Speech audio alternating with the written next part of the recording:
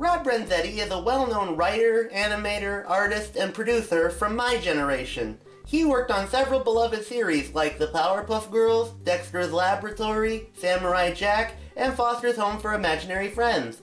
At that point, he also began working on his own cartoons. The first big one was Mina and the Count, which was originally made for Cartoon Network's What a Cartoon block, following a little girl and her best friend who just so happened to be Dracula. Several of these shorts were made, but Cartoon Network turned down the idea of turning it into a full-fledged series. More than likely they turned it down because they already had Billy and Mandy and didn't want another show exactly like it. After all, we should all know by now how badly they treated that show and its creator behind the scenes, so maybe it was a blessing in disguise. So then he came up with a new idea for a series, following a teenage girl who's hopelessly in love with a robot, trying to force all of her affections and emotions onto a machine that didn't have emotions. However, studios didn't pick this idea up. But one day, while he was waiting in 8-lane traffic, an epiphany struck. Why not make the teenage girl the robot? And thus a short was made. In 1999, a short that doubled as a pilot hit Nickelodeon's Oh Yeah cartoon block, simply titled My Neighbor Was a Teenage Robot. The same block that gave us Fairly Odd Parents and Chalk Zone. And after all that, the series was officially given the green light in the early 2000s. The first episode being aired all around the world in 2002 and finally hitting the US in August of 2003. Jenny, she's a robot. A teenage robot. It's about an extraordinary character who's just trying to fit in and be ordinary. It's J9. Can't you call me Jenny? Now, since the original short and the first official episode are pretty much the same in terms of plot and most of the dialogue, we'll be doing a little compare and contrast here and there for this one.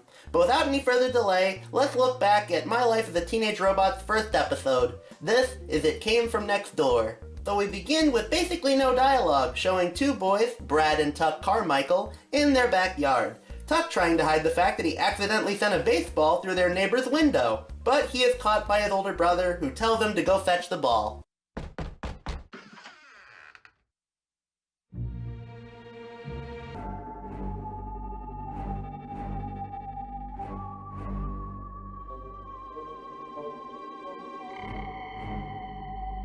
Hey, that robot corpse kind of looks like the robot from that old show, Time Squad. Possibly intentional Easter egg? So unlike the original short where Tuck goes to get the ball and Jenny shows up at the front door, here Tuck goes into the house and we get a whole scene of build-up to make the house seem eerie and creepy, until a grand reveal of a shadowed figure tries to hand the boy his ball back.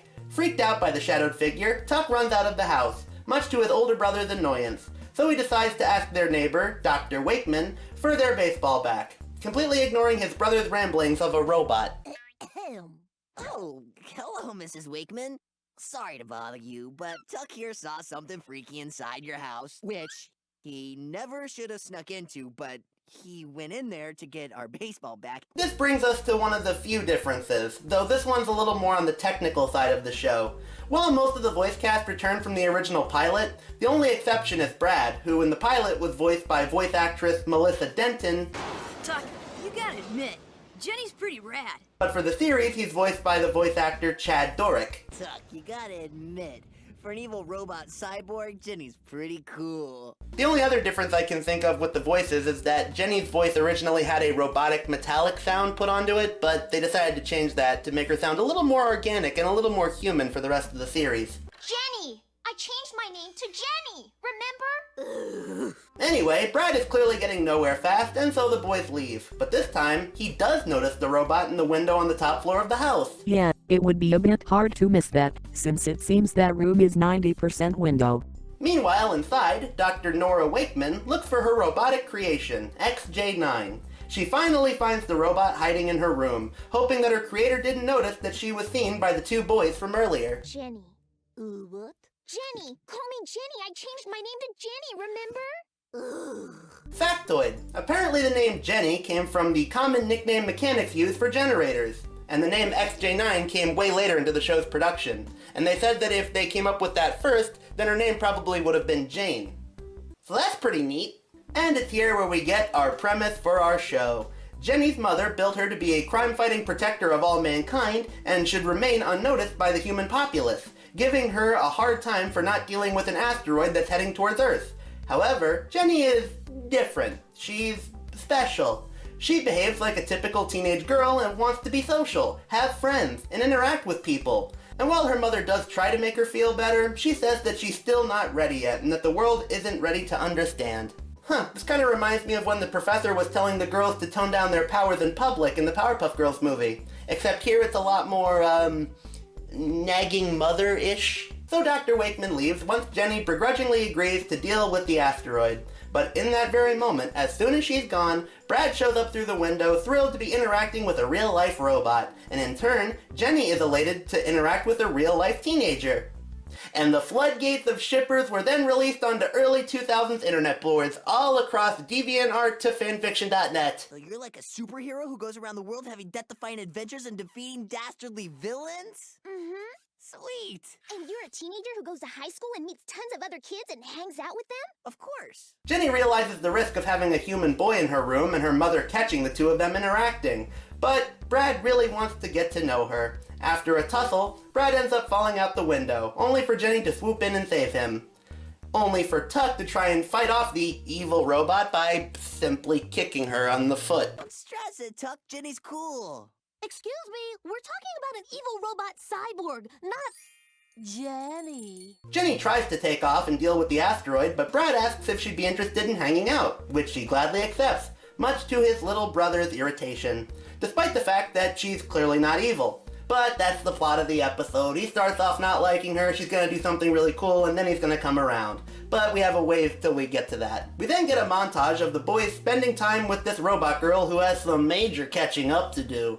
Yet, somehow she's still a little bit more sociable than that green alien kid from that other Nick show that ended too soon. Yeah, he'd probably be a much weirder neighbor to have. Try saying that again.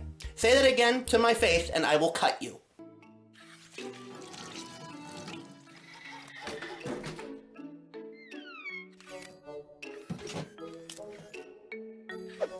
At least her face did not glitch out like Haley Joel Osment eating spinach in AI. But now Jenny's procrastination towards the asteroid is finally catching up to her, since this one isn't burning up in the atmosphere like she said most of them tend to do.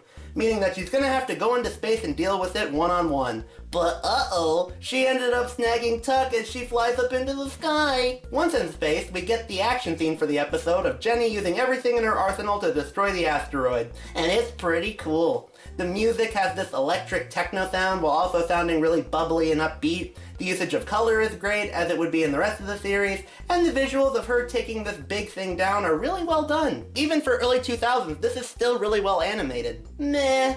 I think the action scenes in Kim Possible were just a little cooler, but that's just me. I don't know about that, I'd say the action in this show is about on par with the action scenes in Powerpuff Girls. But while it seems that she was successful in stopping the asteroid, Tuck has been charred up and burned to a crisp on re-entry into the Earth's atmosphere. I would question how he survived not breathing in space, but that is probably the last thing to question in a show like this. At first it seems Tuck is traumatized from the ordeal, and Jenny feels terrible about letting this happen. But of course, he's perfectly fine and begins fanboying over how awesome she is after seeing her take out the asteroid. I know how you feel about that one, brother. So now our heroine has successfully made two human friends. And while it turns out her mother caught her speaking to the two neighbor boys, Nora decides to let it slide because she notices how happy it makes Jenny. An afternoon off can't cause much harm.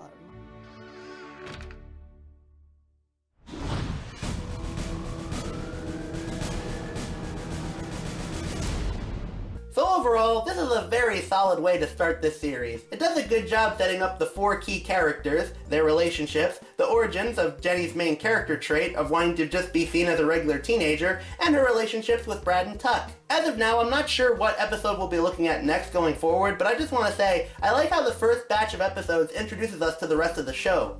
Episode 3 has the rest of the town meet Jenny and accept her. Episode 4 has her go to school for the first time. Episode 5 introduces the love interest with Sheldon. And Episode 6 introduces the cluster. They did a really good job unveiling all of the show's main elements instead of just barreling through them at once in just one episode. Add to that some good animation, solid voice cast, funny humor, both visual and dialogue heavy, cool action scenes, and even really nice background music, and you got a great start to a great underrated Nickelodeon show. Plus, this episode got a really amazing collaboration animation remake for the Teenage Robot Fanboy channel, which I highly recommend looking at.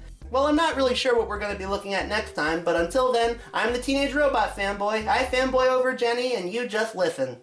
Meet Jenny, a teenager who struggles to fit in. Meet XJ9, a robot who battles galactic evil. Bring it on. Attention, galactic evil. Meet your match. Jenny XJ9, teenage robot. Evil doesn't have a chance 'cause she's got no robot here and sassy angst a lot. Watch out, kids, laser eyes are hot. The name is Jenny.